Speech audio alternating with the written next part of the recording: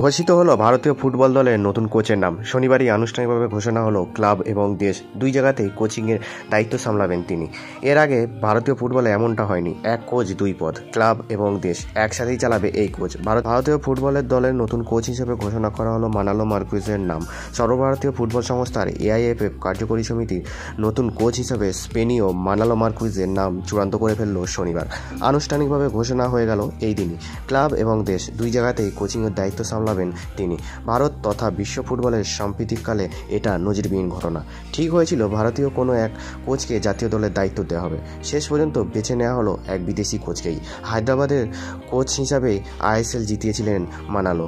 গত মরশুমে তিনি যোগ দেন গোয়ায়। গত সিজনে আইএসএল লিগ শিল্ডের জেতার দৌড়ে অনেকটাই এগিয়েছিল, কিন্তু পরে একটা দুটো ম্যাচ হারাই পিছিয়ে পড়ে এই মানালো মার্কুয়েজের দল। এবার গোয়ার কোচিং দায়িত্ব রয়েছেন তিনি। তবে এই মরশুমের পরে সঙ্গে চুক্তি শেষ হচ্ছে গোয়ার সাথেই। তারপরেই পুরোপুরি জাতীয় দলের কোচের দায়িত্ব নেবেন মানালো মার্কুয়েজ।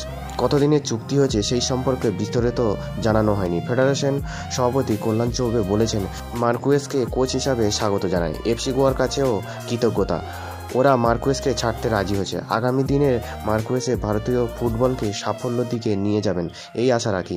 গোয়া এবং ভারতের কোচিং একসঙ্গে করাতে মানালো যাতে অসুবিধা না হয় সেটি নিশ্চিত করবে এআইএফএফ। মানালো বলেছেন, ভারতের কোচ হতে পেরে সম্মানিত।